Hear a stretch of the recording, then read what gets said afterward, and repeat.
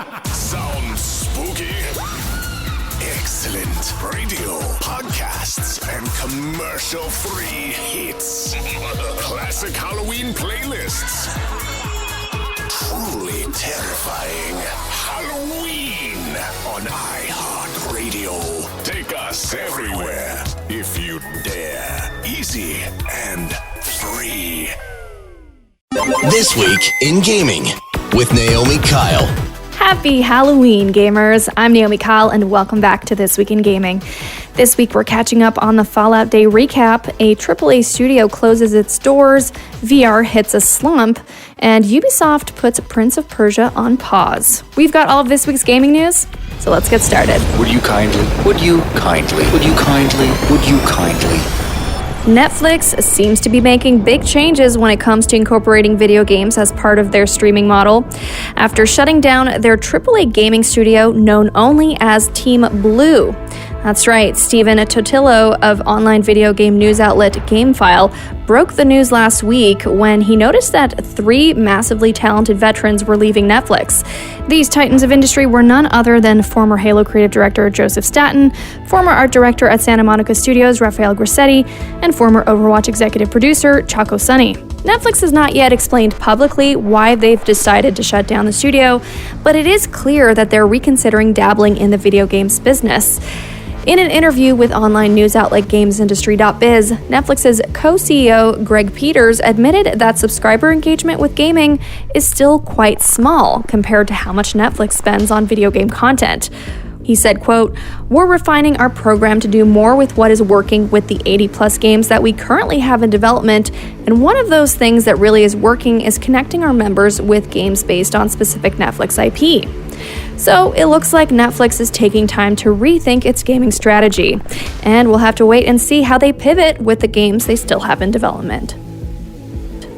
According to a new survey done by the Game Developers Collective, the VR gaming market may be hitting a rough patch.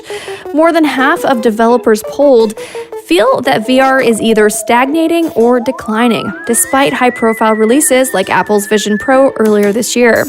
With pricey headsets like the PlayStation VR 2 costing upwards of $550 US, or $764 Canadian at the time of this recording, and even with more affordable options struggling to gain traction, many developers cite VR's limited audience as the biggest hurdle.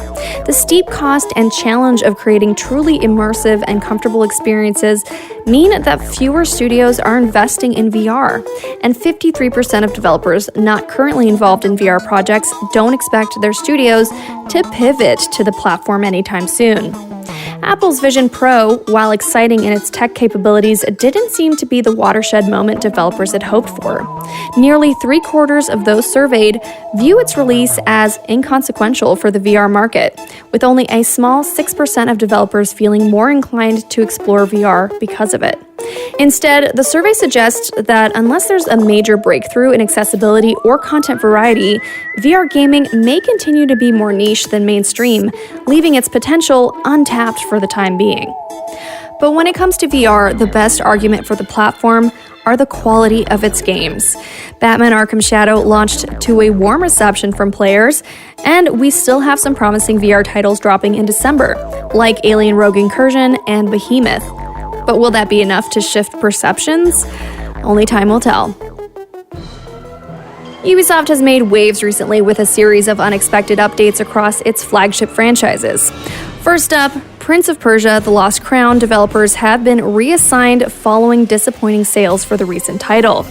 Instead of expanding on Lost Crown, the development team is now scattered across major projects, including Beyond Good and Evil 2, the next Ghost Recon, and an anticipated Rayman remake, marking the character's first appearance since Rayman Legends in 2013.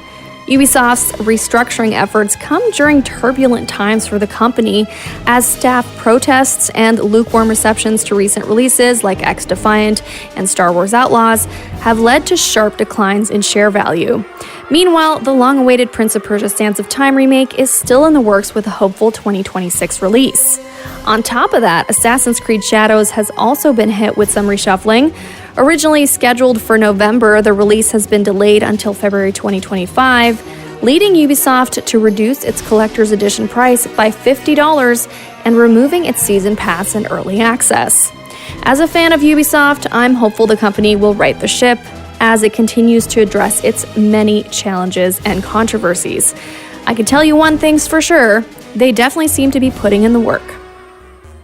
Bethesda's first ever Fallout Day broadcast happened last week, and though there was no mention of Fallout 5 like we had hoped, we still got a sneak peek at what's on the horizon for Fallout 76, and that shall have to do for now. Yes, Bethesda primarily focused on Fallout 76 for this one, which makes sense given the game has seen record numbers this year, namely surpassing a whopping 20 million players, the most players the game has ever seen since its launch back in 2018. This win mostly thanks to the success of Prime Video's Fallout series, of course. And so to celebrate, Bethesda announced that Fallout 76 will be free to play until October 29th. They also mentioned some upcoming features like camp pets, starting with a cat and a dog that can be dressed up and pampered, a new high-level Gleaming Depths raid with a giant snake boss, and customizable player titles. And dropping sometime early next year, it looks like Fallout players get to become ghouls with a ghoulification quest at level 50, making them immune to radiation, and with new challenges like a feral meter. Bethesda wrapped up the presentation with a long-awaited teaser for, you guessed it, fishing, which fans of the game have been asking for years. So all in all, a great first presentation for Fallout Day. In the latest trailer for Monster Hunter Wilds, Capcom announced that an open beta test will be made available starting as soon as October 28th, but there's a catch. Capcom is giving priority to PS5 players with a PS Plus subscription, granting them an early access window to try out the beta days before players on other platforms. Xbox, PC, and PS5 players without a subscription to PS Plus will have to wait until Halloween for their chance to play the Monster Hunter Wilds beta. Luckily, Halloween isn't too far away. The beta will include a fully kitted out character creator and will permit for player creations to be transferred to the full game upon its release. The full game won't be available for play during the beta, however, players will get just a taste of what Monster Hunter Wilds has in store with a special mission to take down the new monster added to the roster, the hulking Doshu Gama. Those brave enough to complete the mission will earn themselves a stuffed feline teddy, which will also be transferred to the full game when it launches February 28th, 2025. Early access for PS Plus subscribers start on October 28th at 8 p.m. Pacific Time and run for 48 hours before closing on October 30th. All other platforms can begin playing the beta starting October 31st at 8 p.m. Pacific until November 3rd. In a creative push to capture the gamer vote, Vice President Kamala Harris's campaign has introduced a custom Fortnite map, Freedom Town, USA, showcasing campaign themes like tax breaks for small businesses and affordable housing. The new map is available in Fortnite Creative Mode with code 7331-5536-6547. The map is part of a larger set of in-game takeovers that include political messaging and audio snippets, some featuring playful nods to her opponent, former President Donald Trump. The campaign's broader outreach includes Twitch streams, fundraisers, and ads on gaming and streaming platforms aimed at young male voters, adding a unique and modern twist to the campaign trail just days before the election. And now it's time to go over the video games releasing this week. Games out this week. On October 29th, Life is Strange Double Exposure snaps onto PS5, PC, Nintendo Switch, and Xbox Series X and S. Then on October 30th, Wanderer, The Fragments of Fate shatters onto PS VR 2, MetaQuest, and the Valve Index. And for Halloween, we've got loads of gaming goodies, like No More Room in Hell 2, scorching onto PC, Underworld Overseer supervises MetaQuest 2 and 3 and Steam VR, DLC for Blasphemous 2, Mea Culpa, repents on all platforms, Horizon Zero Dawn Remastered takes aim at PS5 and PC, and Dragon Age The Veilguard casts a spell over PS5, PC, and Xbox Series X and S. And last but not least, the Epic Games Store is offering 2 free video game treats for Halloween this week. Witch It and Ghostwire Tokyo will be available for download from October 31st until November 7th. Quest complete. So that's the news for this week. It's now time to chat with our guest. IGN's own Stella Chung joins us for a special Halloween chat, breaking down our favorite spooky video games for the Halloween season. Naomi versus Stella Chung. Fight. Stella, welcome back to the show. It's so good to have you. Yeah, thanks for having me back, especially for such a fun episode. Yeah, so I figured we'd do something different. We're not going to get too much into the news of anything. We're trying to get into the Halloween spirit. Do you have a specific memory of the first time you ever had a jump scare experience playing a video game? Yeah, so I purposefully avoided horror games for a really long time. And then when I started streaming, people were like, oh my God, we want to see you play this. So the very first scary game that I'm pretty sure I opted to play was Outlast, the very first one. And it was in like the intro sequence where you're supposed to go through like this really tight, there's like a bunch of stuff that's been piled up. So you have to go through it like, the video game scooting through, and someone grabs you. And I remember that just kind of setting the tone. And I'm like, great, okay, that's fun. I thought it was just a loading screen, so. And you're like, I love this. Also terrified. I hated it. Yeah, my first jump scare was back in the day when I played BioShock 1, the very first one, when BioShock was really, truly, it was scary. BioShock Infinite, by the end of that, it got much lighter, a lot easier to digest. But BioShock, the first one, I forget what the exact instance was, but I remember jumping out of my seat in one moment. Like something spooked me so hard that I had barely time to process what just happened. It was a total jump scare moment. And ever since then, I've been gravitating towards more jump scary type games. And I actually love the experience of getting scared now. I don't know about you. Really? Yeah. Absolutely not. I mean, so here's the thing. I like movies. I like horror movies right now, but I think because with video games, you have to control the character. You're in it, right? You have to actively be participating as opposed to a movie where I'm like, oh, okay, that's too much. I'll just pause. Yeah, I don't have to control like it's not my choices that I have to live with, but in video games it is. So for some reason that makes it scarier. Yeah, actually that leads me to my next question, which what is, in your opinion, what makes a good spooky video game? Obviously there's a lot of elements that we pull from, movies, TV shows, to make that experience, but is there an added thing that video games have to make sure to do to really get you immersed and get you scared? Yeah, definitely audio design. I mean, it's one thing when there are jump scares, which I don't like, but I think that there's something to be said about like an atmosphere, making the environment feel very realistic, having little whispers that are going around through like your surround sound, even on your headphones. I think there's a lot to be said about audio design for horror games and any horror media form, I guess, just because there's a lot that can play into the psychological bit. So yeah, I forget what it was, but I think there was one movie that used like the sound of bees as the underlying kind of baseline because that instinctively makes humans feel very anxious. So there's a lot you can do with audio that can totally make even like a game that looks like, say, Roblox or Minecraft seem super scary. Yeah, I agree with that. Favorite scary or Halloween-themed games? There are a lot out there. I was looking at a list. I was like, what are some of the ones I played that were my favorite? And the list is long. I think video games lends itself so well to the spooky genre. But is there a couple that you can talk about that you just have in the back of your mind? Like, these were some of the best, either got me in the Halloween spirit. There's some cute Halloween games out there, or something that was really scary that stuck with you. Yeah, I mean, I think we have to throw back to the very first like indie game, the Slender Man game, right? Ooh, like that's such a classic. Yeah. Because that really sparked a lot of the genre, I feel like, because that was kind of like the era of people being like, wait, there's like a market for really good horror games. So I think that one is probably, and it's very simple to play. So if you don't like jump scares, it's kind of okay because you're still kind of going through and still looking for a story. I have to say Alien Isolation for sure because it's just such a good game. Yeah. I can't finish it because I have a fear of robots and there's a lot of those in there. But it's so well done. I really think that is one of the best horror games to come out. And would you count Inside as a horror game?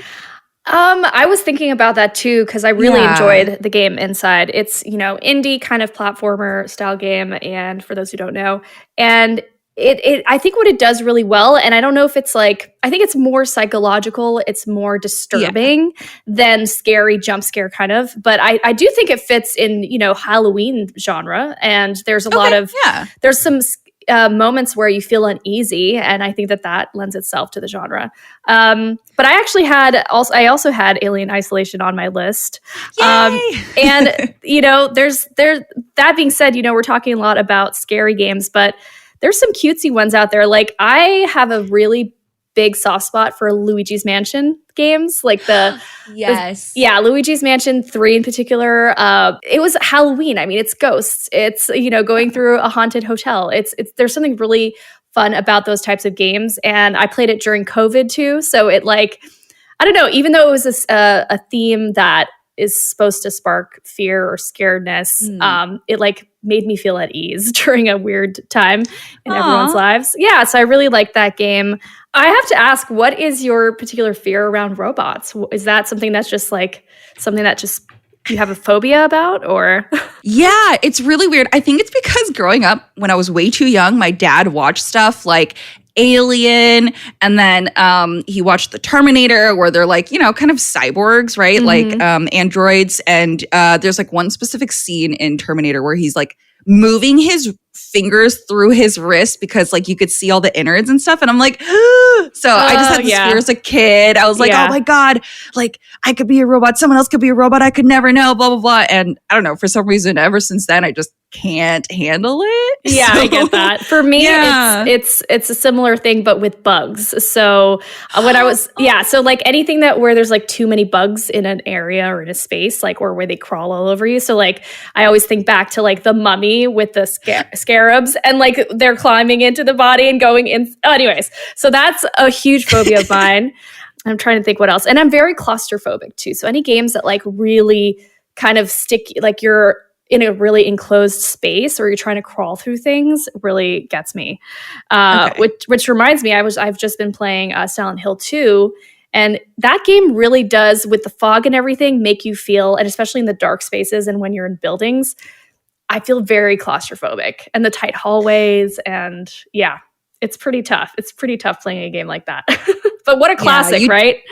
Yeah, you definitely should not play Outlast then, because it has you hiding in like really small areas and like little lockers. Don't do it. I'm pretty sure I played it, actually. I'm pretty sure IGN put me in a room, like a dark room, and made me play it for jump scares, and they made a video about it. Yeah. So look it up online if you ever want to see me like totally freak out.